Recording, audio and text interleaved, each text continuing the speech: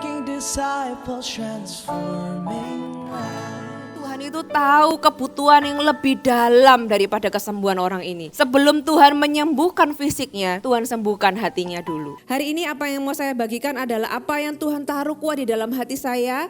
Saya tahu apa yang saya bagikan ini bukan sekedar apa yang saya dapat dari Tuhan, tapi apa yang Tuhan mau katakan kepada Anda.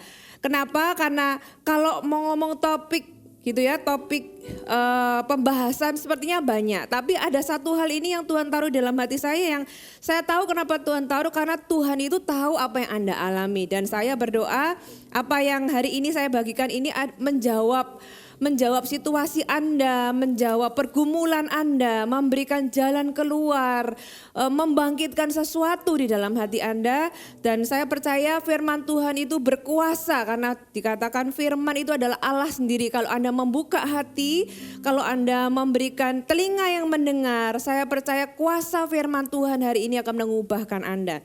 Ya, kita buka sama-sama di Markus pasal yang kedua. Markus pasal yang kedua, kita baca mulai ayat yang pertama. Ya, hari ini saya mau bahas ayat per ayat, dan saya nggak tahu ayat yang mana yang berbicara kepada Anda. Mungkin setiap orang punya jawaban yang berbeda-beda karena situasi yang berbeda-beda. Tapi saya percaya firman Tuhan ini akan berbicara kepada Anda. Ya, saya kasih judul hari ini adalah iman yang bandel. Iman yang bandel. Kita buka Markus 2 ayat yang pertama, dikatakan, kemudian sesudah lewat beberapa hari, waktu Yesus datang lagi ke Kapernaum, tersiarlah kabar bahwa ia ada di rumah. Ya, satu ayat ini menceritakan sebuah background. Jadi kalau Anda baca di Markus pasal yang pertama, Yesus itu memulai pelayanannya, kemudian dia menyembuhkan orang sakit dengan demonstrasi, ya, dikatakan tidak seperti ahli-ahli Taurat, dia mengajar dengan kuasa, dan di situ ada orang-orang yang disembuhkan. Akhirnya Yesus jadi public figure, Yesus langsung dikenal, Yesus langsung terkenal gitu ya. Dan karena dia demikian terkenal, karena dia bisa menyembuhkan, banyak orang datang kepadanya. Ya, banyak orang datang kepadanya, dan ketika Yesus itu dicari orang banyak, Yesus itu malah pergi menyendiri. Simon berkata, Tuhan, orang banyak mencari engkau. Tuhan bilang, kita pergi ke kota yang lain, karena sebenarnya aku ini dipanggil juga ke kota-kota yang lain untuk memberitakan firman Tuhan. Kemudian setelah Yesus ke beberapa kota, beberapa daerah yang lain, kemudian beberapa hari kemudian Yesus kembali. Ya, jadi orang yang banyak ini sudah mencari Yesus dari beberapa hari yang lalu, tapi Yesus malah pergi. Saudara bisa bayangkan kalau saudara menunggu-nunggu sesuatu, akhirnya datang. Akhirnya Yesus setelah lewat beberapa hari, Yesus kembali. Nah, orang-orang yang kemarin gak ketemu, yang cari gak ketemu, akhirnya hari ini Yesus sudah kembali. Mereka datang berbondong-bondong, mereka tahu, ya mungkin kalau zaman sekarang itu ada paparazzi, Yesus ketahuan nih ada di rumah. Orang-orang langsung datang semua gitu ya. Ayat 2 dikatakan, maka datanglah orang-orang berkerumun sehingga tidak ada lagi tempat. Ya, bahkan di muka pintu pun tidak. Jadi saudara, manhole-nya penuh, overflow-nya juga penuh. Ya, overflow juga penuh. Sementara ia memberitakan firman kepada mereka. Kita tahu hatinya Yesus tuh kalau lihat orang itu hatinya pasti punya belas kasihan. Dia memberitakan firman, dia menyampaikan kerajaan Allah gitu ya. Mengajar banyak orang, memberikan makanan rohani kepada setiap mereka. Dan orang-orang itu datang penuh tempatnya. Ayat ketiga, ada orang-orang yang datang membawa kepadanya seorang lumpuh digotong oleh 4 orang. Oke, dari sini cerita ini mulai menarik. Ketika manhole-nya penuh, overflow-nya juga penuh, ada orang-orang yang datang dikatakan. Berarti orang ini kemungkinan terlambat ya, karena Yesus sudah memberitakan firman. Orang-orang ini itu datang, saya nggak tahu situasinya apakah orang yang digotong ini berat gitu ya, karena firman Tuhan nggak menjelaskan. Ataukah karena mereka itu dari jarak jauh, dari tempat yang sangat jauh, sehingga ketika mereka datang kondisinya sudah penuh. Mungkin kalau di gereja ya maaf main hall dan overflow sudah penuh, Anda bisa mengikuti lewat live streaming gitu ya. Tapi di sini dikatakan mereka itu datang digotong oleh ada orang lumpuh digotong oleh 4 orang ya. Kemudian ayat keempat, tetapi mereka tidak dapat membawa kepadanya karena orang banyak itu. Saudara, mereka datang jauh, mereka datang berat, bukan cuma jauh tapi juga berat karena menggotong orang itu bukan sesuatu yang mudah dilakukan, bukan sesuatu yang ringan gitu ya. Dan mereka datang mendapat sebuah situasi yang tidak mereka harapkan. Kalau saudara datang, Anda mendapati situasi seperti ini, apa yang Anda rasakan? Anda mungkin kecewa gitu ya. Aduh, ternyata sudah penuh. Nggak nyangka ya ternyata kita nggak dapat tempat lagi. Itu adalah sebuah situasi yang mengecewakan. Ya, Anda juga bisa merasionalisasi situasi sehingga ya udahlah, mungkin kita lebih baik pulang saja. Mungkin ini bukan waktumu untuk disembuhkan Tuhan. Gitu ya. Itu menjelaskan tentang sebuah situasi pintu yang tertutup atau jalan yang buntu.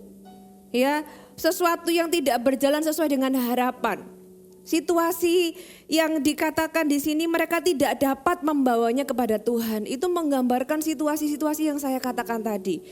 Apakah Anda hari ini juga mengalami situasi yang sama? Apa yang Anda harapkan? Apa yang berjalan tidak sesuai dengan apa yang Anda harapkan? Situasi apa yang mengecewakan Anda? Mungkin Anda menghadapi jalan buntu. Mungkin Anda menghadapi pintu yang tertutup. Mungkin Anda menghadapi kehilangan kesempatan. Dan gak cuma itu, Anda menghadapi orang-orang yang tidak peduli. Saudara, orang yang lumpuh ini juga menggambarkan kebanyakan dari kita. Ya, orang lumpuh ini dikatakan dia lumpuh tapi dia gak bisu dan gak tuli, saudara ya.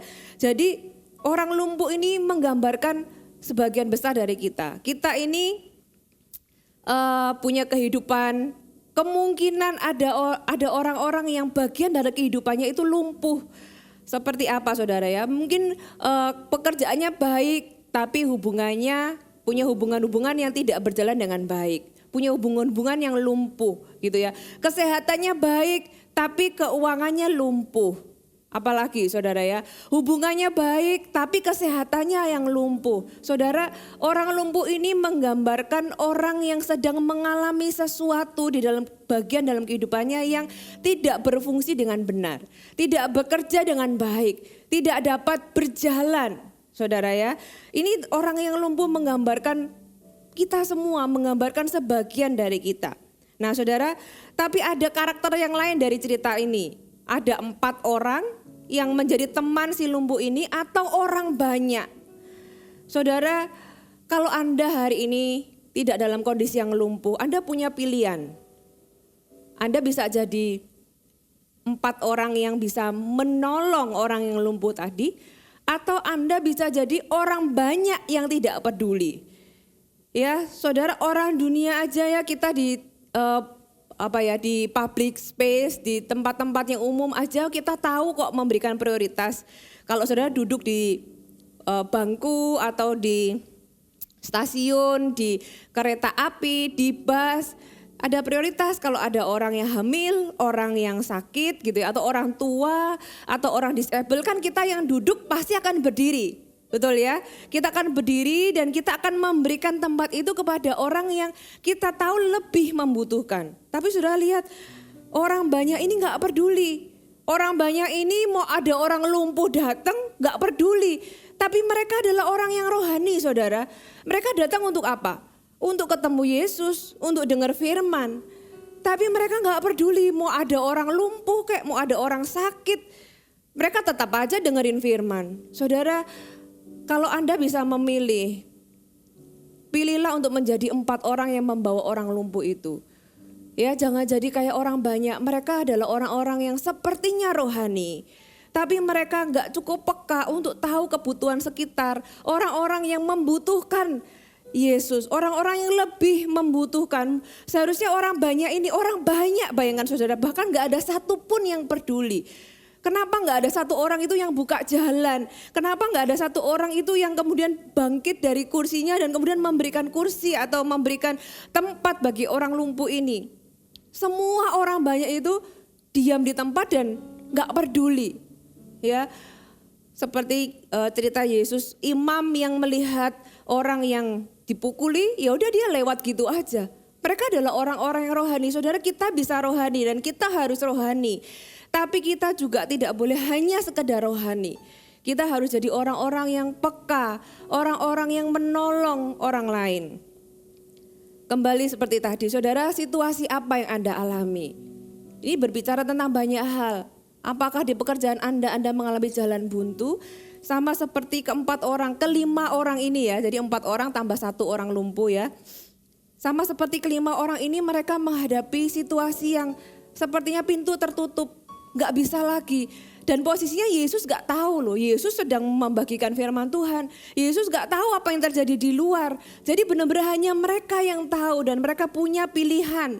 Ketika kita menghadapi jalan yang buntu, ketika kita menghadapi pintu yang tertutup, ketika kita menghadapi situasi yang mengecewakan, ketika kita menghadapi orang-orang yang tidak peduli dengan kita di dalam situasi kita, apa yang kita lakukan? Apa yang Anda lakukan? Saudara, kita mau belajar dari kelima orang ini. Dikatakan tadi ayat 4, tetapi mereka tidak dapat membawanya kepadanya karena orang banyak itu. Lalu mereka membuka atap yang di atasnya. Ya, mereka membuka atap yang di atasnya. Sesudah terbuka, mereka menurunkan tilam tempat orang lumpuh itu terbaring. Ya, saudara, mereka akhirnya nggak ada pintu, saya buka pintu, saya buat pintu lebih tepatnya ya. Pintu tertutup, saya buat pintu yang lain dari tempat yang lain. Pokoknya saya harus ketemu Yesus. Kita sudah jauh-jauh sampai ke sini, kita sudah berusaha sejauh ini, tidak untuk pulang lagi. Saya datang ke sini dengan sebuah tekad untuk ketemu Yesus, untuk disembuhkan. Aku gak mau semua usahaku ini sia-sia begitu saja. Aku mau ketemu Yesus, saudara. Ini yang menarik, mereka akhirnya mencari jalan. Mereka mencari peluang, mereka mencari cara. Ya, ada pepatah mengatakan bahwa di mana ada kemauan, di situ ada jalan. Kemudian di sini ayat 5, ketika Yesus melihat iman mereka, ya, ceritanya mereka sampai ke atas, mereka menurunkan tilam, tempat orang lumpuh itu berbaring, mereka harus mengukur kira-kira Yesus itu ada di mana. Bisa aja loh jatuhnya itu di tengah orang banyak, gimana saudara ya. Bisa-bisa malah orang lumpuh itu dibuang keluar gitu kan. Mereka harus tahu di mana Yesus itu ada, kemudian mereka harus menurunkan tepat di bawah Yesus itu berkhotbah, ya. Mereka melakukan banyak hal itu dengan memang nggak dijelaskan, tapi saya percaya mereka itu bukan orang yang sembarangan menerobos sembarangan tanpa perhitungan. Mereka memperhitungkan semuanya, ya. Mereka sebenarnya punya pilihan kok sebelum mereka ambil keputusan untuk membongkar atap itu. Mereka pasti sudah mikir nanti kalau diminta ganti rugi gimana. Ya, mereka sudah berpikir nanti kalau begini gimana, nanti kalau begitu gimana, gitu ya. Mereka sudah pikirkan dan mereka mengambil resiko itu semua. Dibanding pilihan-pilihan yang lain, mereka bisa punya pilihan untuk apa? Pulang. Ya, mereka bisa milih untuk pulang. Atau mereka menunggu dengan pasif, ya udahlah tunggu di luar aja. Tunggu di luar sampai semuanya selesai. Atau mereka bisa kecewa. Mereka bisa marah-marah gitu ya. Tapi mereka memilih untuk menciptakan pintu. Mereka memilih untuk mencari peluang. Mereka memilih untuk menciptakan kesempatan ketika mereka tidak punya kesempatan, ya. Dan Tuhan itu dikatakan melihat iman mereka. Dikatakan di sini firman Tuhan enggak menulis Tuhan melihat perbuatan mereka, enggak. Tapi dikatakan Yesus melihat iman mereka. Jadi ternyata iman itu sesuatu yang kelihatan. Kelihatannya dari apa saudara ya? Ada 3 hal yang kita tahu di sini mereka itu lakukan dengan sungguh-sungguh. Mereka itu punya ketetapan hati. Mereka punya, kalau bahasa kita itu kata kuncinya itu pokoknya. Pokoknya aku harus sembuh. Pokoknya aku harus ketemu Yesus gitu ya. Saudara, ada banyak ayat di dalam firman Tuhan, kita juga bisa contoh Daniel. Daniel yang pertama, pasal yang pertama dikatakan Daniel itu berketetapan. Dia nggak mau menajiskan dirinya. Orang ini punya kata kunci pokoknya. Ya, kalau ngomong tentang kekudusan, kalau ngomong tentang kebenaran, itu sesuatu yang tidak bisa diganggu gugat. Sesuatu yang tidak mudah digoyahkan. Sesuatu yang aku akan melakukan apapun resikonya. Ya, bahkan untuk berdoa gitu ya, walaupun resikonya itu sampai ke kandang singa, resikonya itu dia bisa dicap aneh, resikonya dia bisa sakit gitu ya, karena dia berketetapan tidak mau menajiskan dirinya oleh makanan raja dan sebagainya, sehingga dia memilih untuk makan makanan yang sayur dan sesuatu yang halal di zaman itu gitu ya. Dia punya ketetapan hati. Nah, iman itu bicara tentang ketetapan hati. Yesus itu bisa melihat iman mereka dari apa? Dari perbuatan mereka. Ya, dari kekeh, dari orang yang berkata pokoknya aku akan ketemu dengan Yesus. Apalagi yang Yesus lihat iman mereka, Yesus melihat ketekunan mereka. Di Ibrani pasal yang ke-10, kita buka sama-sama Ibrani pasal yang ke-10, ayat yang ke-36 sampai ayat yang ke-39.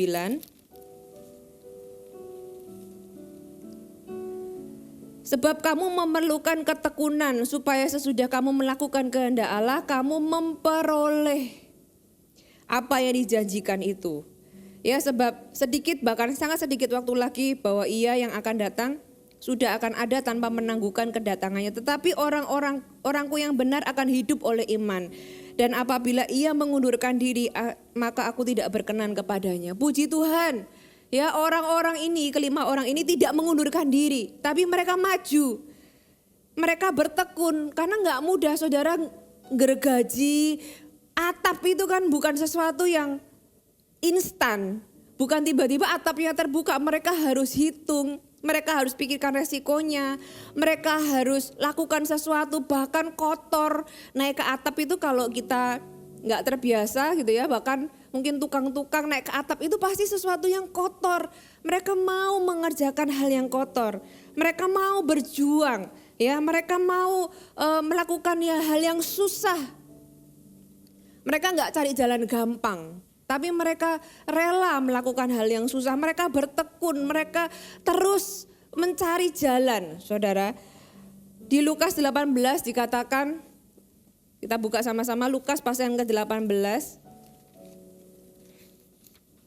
Ayat yang pertama, Yesus mengatakan sebuah perumpamaan kepada mereka untuk menegaskan bahwa mereka harus selalu berdoa dengan tidak jemu-jemu.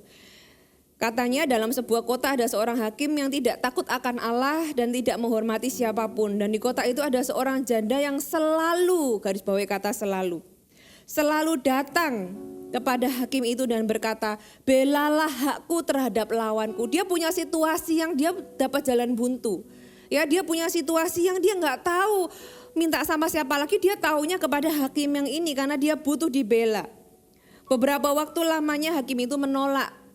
Ya, dia sempat mengalami penolakan seperti 5 orang ini terhadap orang banyak ini kan menolak, gak boleh masuk, aku gak mau kasih kamu jalan.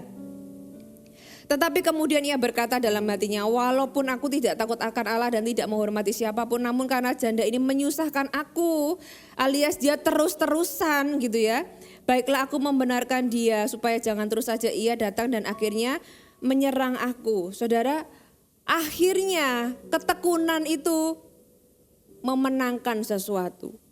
Ketekunan itu memperoleh apa yang dijanjikan. Ketekunan itu akhirnya menghasilkan apa yang kita harapkan. Saudara, ini waktunya Anda, mungkin kalau Anda ada di persimpangan, aku harus maju atau aku harus berhenti ya. Saudara, Roh Kudus yang akan menerjemahkan firman Tuhan ini kepada Anda. Dan setiap kesulitan yang Anda hadapi, biarkan itu menghasilkan ketekunan di dalam diri Anda.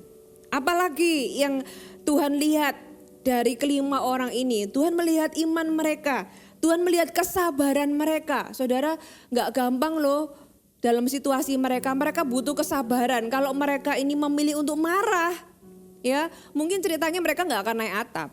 Ya ceritanya malah mereka akan menyebarkan kabar yang buruk tentang Yesus atau orang banyak itu. Tapi mereka memilih untuk sabar. Sabar memberikan kita ketenangan. Sabar memberikan kita hikmat. Sabar memberikan kita ide-ide yang baru. Karena mereka sabar, mereka menanti, mereka gak buru-buru, mereka memang ada pokoknya gitu ya. Tapi mereka tidak menerobos dengan cara yang salah. Mereka sabar. Oke, kita cari jalan lain. Kita cari cara yang lain. Ya, butuh waktu. Kamu mau nggak tunggu? Dia mungkin bilang sama orang lumpuh itu, kamu mau nggak nunggu? Aku harus bongkar atap dulu. Aku harus lakukan seperti ini. Aku harus ngecek Yesus berdirinya di mana. Kita ini harus saling bahu-membahu. Tapi ini butuh waktu. Kamu mau nggak nunggu? Kamu mau nggak nunggu? Gitu ya. Iman itu juga butuh kesabaran. Ibrani pasal yang ke-6. Ibrani pasal yang ke-6 ayat yang ke-11. Tetapi kami ingin supaya kamu masing-masing menunjukkan kesungguhan yang sama untuk menjadikan pengharapanmu. Waktu itu kan mereka berharap orang yang lumpuh ini sembuh. Suatu milik yang pasti sampai pada akhirnya. Agar kamu jangan menjadi lamban, tetapi menjadi penurut-menurut mereka yang oleh iman dan kesabaran mendapat bagian dalam apa yang dijanjikan Allah. Saudara, ini bicara tentang sesuatu yang kita nantikan. Tentunya kesabaran tidak berarti kita pasif. Mereka itu melakukan sesuatu yang aktif, tapi untuk sesuatu yang aktif pun butuh waktu. Ya. Di sini dicontohkan seperti Abraham, sebab ketika Allah memberikan janjinya kepada Abraham, ia bersumpah demi dirinya sendiri karena tidak ada orang yang lebih tinggi daripadanya. Katanya, sesungguhnya aku akan memberkati engkau berlimpah-limpah dan akan membuat engkau sangat banyak. Janji apa yang Tuhan pernah katakan dalam kehidupan Anda? Kalau Abraham, Tuhan katakan ini. Kalau Anda, janji apa yang pernah Anda dengar dari Tuhan? Dan ayat 15, dikatakan Abraham menanti dengan sabar. Saudara bisa garis bawahi, bisa kasih lingkaran, menanti dengan sabar. Ya, dan dengan demikian ia memperoleh apa yang dijanjikan kepadanya. Saudara, seringkali janji Tuhan butuh waktu, ada waktu. Kita harus aktif, tapi kita juga harus sabar. Saudara, Tuhan itu melihat ketiga hal ini dari iman mereka. Tuhan melihat ketekunan mereka. Tuhan melihat ketetapan hati mereka yang pantang menyerah. Pokoknya aku harus ketemu Yesus gitu ya. Gak peduli pintu tertutup, aku akan ciptakan pintu yang lain. Tidak ada kesempatan, aku akan ciptakan kesempatan. Tidak ada peluang, aku akan ciptakan peluang. Saudara, dengan kesabaran akan muncul hikmat dan ide-ide dan ketekunan melakukan sesuatu yang aktif. Saudara, sampai mereka itu mendapatkan, kita tahu akhir cerita ini orang lumpuh ini akhirnya disembuhkan Tuhan. Ya, ketika Yesus melihat iman mereka, berkatalah ia kepada orang lumpuh itu, dosamu sudah diampuni. Hai anakku, dosamu sudah diampuni. Saudara, kalau zaman dahulu orang itu sakit biasanya dikorelasikan dengan dosa. Saudara tahu ayat yang berkata ketika ketemu dengan orang yang buta, murid Yesus tanya, Tuhan yang salah dia atau orang tuanya? Seolah-olah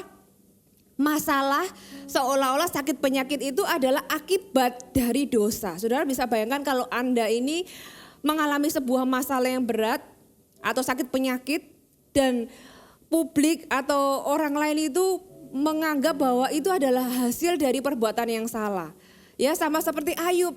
Ketika Ayub mengalami masalah, ketika Ayub mengalami ujian dari Tuhan gitu ya, diizinkan Tuhan mengalami beberapa ujian, teman-teman Ayub datang berkata bahwa kamu pasti berdosa. Kamu pasti lakukan kesalahan. Kamu pasti habis berbuat sesuatu yang tidak menyenangkan hati Tuhan. Makanya kamu jadi kayak gini. Saudara, itu sebuah beban yang orang ini tanggung selama bertahun-tahun. Ya, orang ini datang untuk disembuhkan Tuhan, tapi Tuhan itu tahu kebutuhan yang lebih dalam daripada kesembuhan orang ini. Sebelum Tuhan menyembuhkan fisiknya, Tuhan sembuhkan hatinya dulu. Saudara, luar biasa ya Tuhan kita ya. Kadang-kadang kita ini bilang sama Tuhan, Tuhan aku butuh kesembuhan. Tuhan aku butuh berkat. Tuhan itu tahu kita butuh ada kebutuhan yang lebih dalam dari itu. Dan Tuhan itu mau memenuhinya. Kebutuhan yang bahkan kita ini gak sadar bahwa kita butuh, itu Tuhan itu kasih. Apalagi yang kita sadar kita butuh. Saudara, orang ini dikatakan dosamu sudah diampuni. Jadi di dalam hatinya dia ini selama ini menanggung sebuah beban bahwa tuduhan dari orang gitu ya, tuduhan dari diri sendiri bahwa kelumpuhanku ini pasti ada dosa gitu ya. Atau mungkin dia memang pernah berbuat dosa sehingga dia menanggung rasa bersalah. Dan dia nggak ada orang yang tahu. Dia nggak ada orang yang tahu. Mungkin teman-temannya juga nggak tahu. Tapi Yesus ketika ketemu dengan orang ini dikatakan dosamu sudah diampuni. Sebelum Tuhan mengerjakan sesuatu di luar kita, Tuhan mengerjakan sesuatu di dalam kita. Sebelum Tuhan menjawab doa Anda, Tuhan mengerjakan sesuatu di dalam diri Anda supaya Anda siap menerima jawaban doa. Ya, ayat yang ke-6. Tetapi di situ ada juga duduk beberapa ahli Taurat. Mereka berpikir dalam hatinya, mengapa orang ini berkata begitu?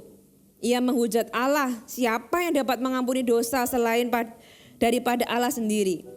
Tetapi Yesus segera mengetahui dalam hatinya bahwa mereka berpikir demikian. Lalu ia berkata kepada mereka, mengapa kamu berpikir begitu di dalam hatimu? Saudara, ini ayat yang menarik. Kenapa tadi saya bilang bahwa Yesus itu tahu kebutuhan orang ini, bahwa dia itu butuh sebuah pengampunan, dia butuh sebuah kelegaan secara rohani.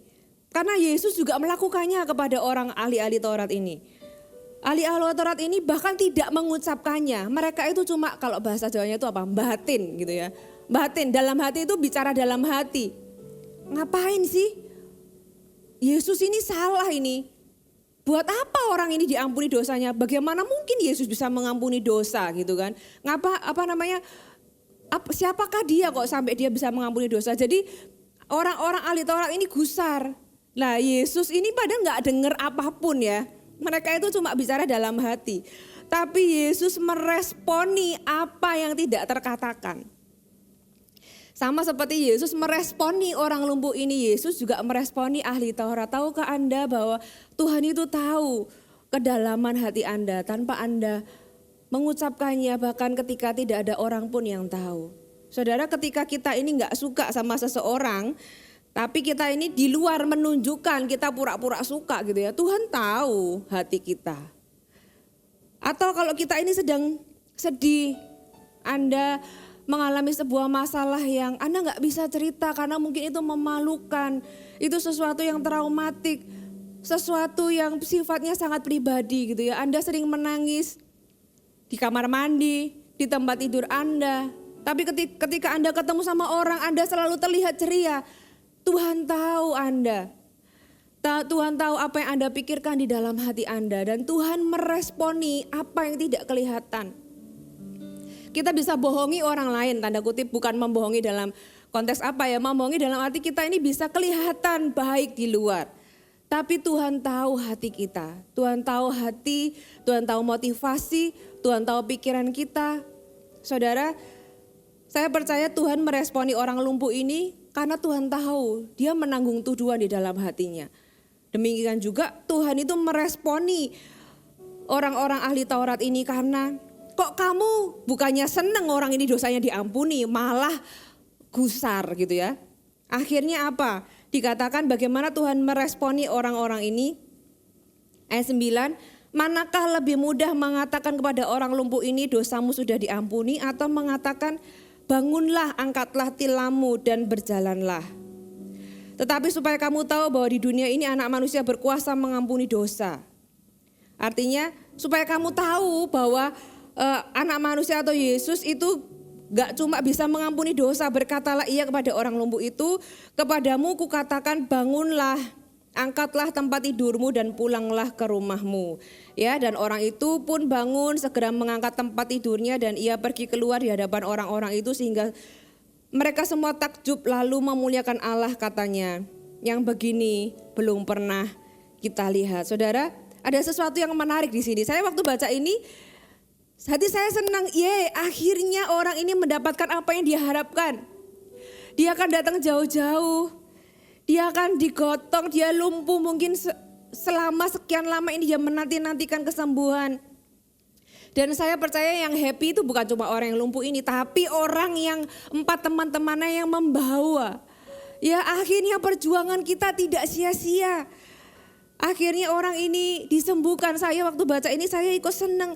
Aduh senang ya rasanya ikut membayangkan susahnya gotong orang, susahnya buka atap gitu ya. Susahnya gak cuma buka atap, menurunkan orang itu juga susah loh saudara. Kalau dia kan lumpuh kan, kalau misalnya miring terus jatuh gimana?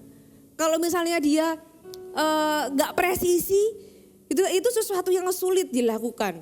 Mereka bukan melakukan hal yang mudah kan. Firman Tuhan memang cuma menulis mereka membuka atap terus menurunkan, tapi pada praktiknya itu tidak sesimpel itu saudara ya.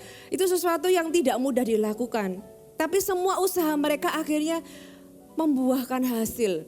I'm happy, saya waktu baca ini saya senang, tapi ternyata di dunia ini itu gak semua orang happy loh kalau kita ini happy. Ada hal-hal yang kita ini gak bisa hindari. Ada hal-hal yang kita ini mungkin ada orang-orang sekeliling kita ini yang gak semuanya itu happy ketika kita diberkati. Harusnya orang banyak ini kan happy, lihat, wah akhirnya ya aduh orang ini dari gak bisa jalan akhirnya jalan gitu ya. Harusnya kalau dosanya diampuni kan happy. Gak cuma itu, harusnya saya juga akan datang sama Yesus minta dosa saya diampuni juga. Tapi mereka malah menghujat gitu ya, mereka malah gusar, mereka malah gak suka. Tapi ketika ada orang-orang yang gak suka kita diberkati, saudara, itu malah membuat Tuhan itu lebih memberkati kita. Ya, lihat di sini, ketika orang-orang banyak itu gak suka orang lumpuh ini dosanya diampuni, ya Yesus malah menegur mereka dan malah menyatakan kuasanya dengan Yesus menyembuhkan orang lumpuh ini. Saudara, Tuhan itu gak suka kalau kita gak suka orang lain diberkati. Orang lain diberkati kok kita tambah marah gitu ya. Tuhan itu kalau kita marah, tahu nggak saudara? Tuhan tuh tambah memberkati orang itu loh saudara. Kalau orang lain diberkati, kita harus ikut merayakan. Dengan demikian kita juga akan terima berkatnya. Kalau orang-orang ini nggak suka, saudara, sometimes kadang-kadang kita juga harus thank you sama our haters gitu ya. Orang-orang yang gak suka kita diberkati. Kenapa? Karena kalau kita diberkati, semakin banyak orang yang gak suka kita diberkati, kita tuh tambah diberkati saudara. Nah sebaliknya jangan jadi seperti itu. Kalau kita lihat orang lain diberkati, rayakan bersama-sama, kita akan dapat berkatnya juga. Sukacitanya, karena kita tahu kalau orang itu ditolong, aku juga pasti dalam kondisi yang lain mungkin, aku juga akan ditolong. Saudara, ini waktu yang tepat untuk kita refleksi diri kita. Apa yang kita pelajari dari satu perikop ini? Orang lumpuh disembuhkan. Ya, kalau Anda hari ini dalam kondisi yang lumpuh, ada bagian di dalam hidup Anda yang tidak berfungsi dengan baik. Mungkin pekerjaan Anda, mungkin keuangan Anda, mungkin kesehatan Anda, mungkin hubungan-hubungan Anda. Atau mungkin emosi Anda atau yang lain, saya nggak tahu. Bagian yang lain mungkin sehat, seperti orang lumpuh ini dia nggak bisu, dia nggak tuli, dia hanya lumpuh. Mungkin pekerjaan Anda baik, kesehatan Anda terganggu. Mungkin hubungan Anda baik, tapi keuangan Anda terganggu. Saya nggak tahu kalau ada bagian yang lumpuh di dalam hidup Anda. Hari ini miliki iman yang bandel. Sama seperti orang lumpuh ini, Tuhan katakan, Tuhan itu melihat iman mereka. Tuhan itu melihat iman kelima orang ini. Yang punya iman gak cuma 4 orang teman-temannya. Tapi juga si lumpuh ini. Bayangkan kalau orang lumpuh ini sudah putus asa, sudahlah pulang aja lah. Sudahlah, kita pulang aja lah gitu ya. Malah marah-marah udah orang nggak kasihan dan sebagainya bla bla bla, pasti suasananya nggak akan sampai ke titik dia disembuhkan. Saudara, kalau Anda hari ini mengalami ada bagian dalam kehidupan Anda itu yang lumpuh, saudara, ini waktunya Anda datang sama Tuhan. Ini waktunya Anda menghampiri Tuhan dengan iman yang bandel, iman yang tekun, iman yang sabar, iman yang berketetapan hati, iman yang tidak mau menyerah gitu ya, yang pantang menyerah, saudara. Dan kalau Anda mungkin bukan orang yang lumpuh, Anda merasa I'm fine, ya ada 1-2 masalah tapi itu tidak sampai membuat itu tidak berjalan dengan baik. Jadilah orang yang menggotong orang yang lumpuh ini. Jangan jadi orang banyak yang gak peduli. Orang banyak itu rohani, dengerin firman Tuhan. Tapi ada orang butuh, mereka gak peduli. Saudara, jadilah seperti keempat orang ini. Ya, kalau Anda orang yang lumpuh tadi, miliki 4 orang ini. Anda perlu punya teman-teman yang mendukung Anda. Anda perlu teman-teman yang seiman, yang punya partner sebagai orang-orang yang seiman dengan Anda untuk mencapai apa yang Tuhan janjikan untuk Anda. Saudara, dan ketika Anda menghadapi jalan buntu, ketika Anda menghadapi masalah, ketika Anda menghadapi pintu yang tertutup, ketika Anda merasa sudah tidak ada lagi kesempatan, ketika Anda merasa sudah tidak ada lagi peluang, saudara, iman Anda akan berbicara. Firman Tuhan ada yang mengatakan bahwa kesulitan atau kesengsaraan itu sebenarnya hanya untuk menunjukkan kualitas iman kita. Kadang-kadang kita harus bersyukur ada kesulitan-kesulitan yang kita hadapi. Itu hanya sebagai ujian atau sebagai pembukti iman kita. Malah ketika ada tantangan itu akan membuat kita tertantang bahwa aku gak gampang dikalahkan oleh tantangan. Aku punya iman. Dan iman itu berkata apa? Ibrani 11 kita buka sama-sama. Ibrani pasal yang ke-11 ayat yang ke-6. Tetapi tanpa iman tidak mungkin orang berkenan kepada Allah. Alias iman itu membuat kita berkenan kepada Allah. Sebab barang siapa berpaling kepada Allah, ini loh dasar dari iman kita. Ia harus percaya bahwa Allah itu ada. Dan bahwa Allah memberi upah kepada orang yang sungguh-sungguh mencari Dia.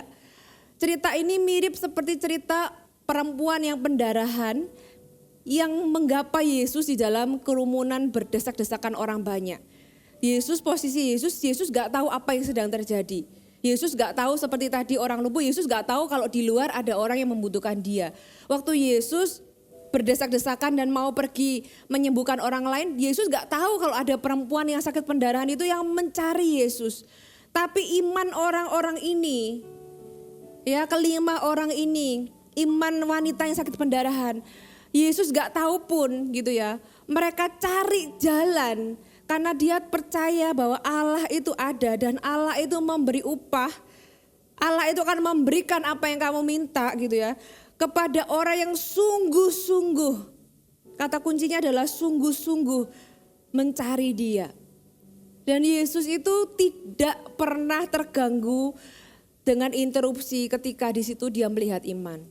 Ya, saudara tahu ketika orang yang sakit pendarahan ini, wanita ini akhirnya menjamah jubah Yesus. Yesus mungkin gak sadar, saudara bayangkan Anda berdesak-desakan, mana Anda tahu siapa yang pegang semuanya, pegang jubah kita atau baju kita gitu ya.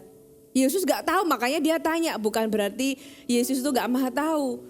Dikatakan siapa yang jamah jubahku. Saudara, Tuhan itu selalu tertarik dengan iman. Dia merasa ada seorang yang punya iman yang menggapai dia. Dia gak takut atau gak terganggu dengan interupsi. Waktu dia jalan ke sini dia berhenti. Karena iman itu selalu membuat Yesus itu happy, selalu membuat Yesus itu berkenan. Iman siapa ini yang membuat kuasaku itu mengalir? Waktu orang lumpuh ini diturunkan dari atap, saudara bayangkan kalau saya khotbah terus kemudian atapnya dibuka gitu ya, saya pasti bingung gitu ya. Tiba-tiba ada orang pluk datang di depan saya gini kan, pasti saya mungkin bisa merasa terganggu gitu ya. Sedang melakukan sesuatu, tiba-tiba ada interupsi, tapi Yesus itu tahu apa yang menarik di depannya adalah dia bisa melihat iman. Dan iman itu selalu menyenangkan hati Tuhan. Saudara, ini waktunya Anda dan saya punya iman yang bandel. Ya, bukan cuma sekedar iman yang percaya bahwa Allah itu ada. Kadang bahkan untuk mempercayai bahwa Allah itu ada pun gak semua orang itu bisa gitu ya. Bahkan banyak orang Kristen hidupnya tindakannya itu seolah-olah bahwa Allah itu nggak ada. Kenapa? Karena setiap kali ada masalah mereka putus asa. Padahal kan ada Tuhan. Iman itu berkata bahwa Allah itu ada. Saudara, apapun situasimu hari ini, saya mau katakan yang pertama, Allah itu ada. Allah itu nyata, bukan cuma ada. Dan Allah itu memberikan upah kepada orang yang sungguh-sungguh mencari Dia. Saya tantang Anda hari ini untuk Anda punya iman sama seperti kelima orang ini. Sungguh-sungguh mencari Yesus sampai Anda mendapatkan apa yang Anda harapkan. Ya, ini bukan berarti kayak memaksakan kehendak, bukan.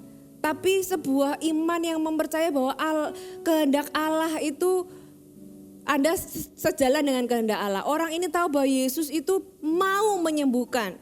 Yesus itu dia tahu kehendak Allah bahwa Tuhan itu rindu pernikahan itu dipulihkan. Tuhan itu kehendak Tuhan adalah umatnya diberkati. Kehendak Tuhan adalah umatnya dipulihkan. Kehendak Tuhan adalah anak-anaknya ini mengalami kemenangan. Yes, itu kehendak Tuhan. Dan Anda bisa sungguh-sungguh mempercayai itu dan mencari Tuhan sampai Anda mendapatkannya. Katakan amin. Saudara, dan juga ketika kita ini melihat orang lain diberkati, ikutlah merayakan. Anda juga akan mendapatkan berkatnya. Kalau Anda diberkati, rayakan bersama dengan orang-orang yang mendukung Anda. Karena ada orang-orang itulah, ya, orang-orang yang mendukung Anda, beriman bersama dengan Anda. Anda mendapatkan apa yang Tuhan sediakan bagi Anda. Kita sama-sama masuk dalam hadirat Tuhan. Saudara, beberapa waktu ini kita sudah menjalani ibadah online mungkin sekitar 4 bulan. Saya tahu gak mudah bagi kita semua untuk menjaga iman sedemikian rupa. Karena saya tahu ini adalah masa-masa yang sukar. Masa-masa yang bagi banyak orang itu mengalami banyak jalan buntu. Mengalami penolakan. Mungkin sebagian dari Anda mengalami pemutusan hubungan kerja, atau usaha Anda mengalami penurunan yang drastis. Anda mungkin mengalami hubungan yang tidak baik karena di rumah cekcok terus. Gitu ya, Anda juga tidak tahu bagaimana menghandle anak-anak yang semuanya sekolah online. Ya, belum lagi ngurusin anak-anak yang sekolah online, Anda harus ngurusi pekerjaan yang juga tidak mengalami masa-masa yang mudah dan sebagainya. Mengurusin karyawan atau yang lain. Saudara, saya tahu ini bukan masa-masa yang mudah, tapi kita punya Tuhan yang sama. Tuhan yang ada di masa-masa semuanya sepertinya mudah, tapi Tuhan yang sama yang ada di masa-masa ini. Saudara, ini waktunya iman kita dibangkitkan kembali. Allah itu ada dan Allah itu memberikan upah kepada orang yang sungguh-sungguh mencari Dia. Hai, terima kasih sudah bergabung bersama kami, Gereja Mount Sharon, Jabodetabek. Sebagai gereja Tuhan, adalah kerinduan bagi kami untuk melihat Anda terus bertumbuh di dalam pengenalan akan Tuhan dan mengalami perubahan hidup. Maka dari itu, bergabunglah bersama komunitas kecil kami, Connect Group. Dapatkan informasi lebih lanjut pada kolom deskripsi kami. Last but not least, don't forget to subscribe dan bagikan video ini kepada orang yang Anda kasihi. Thank you for joining us and see you next time.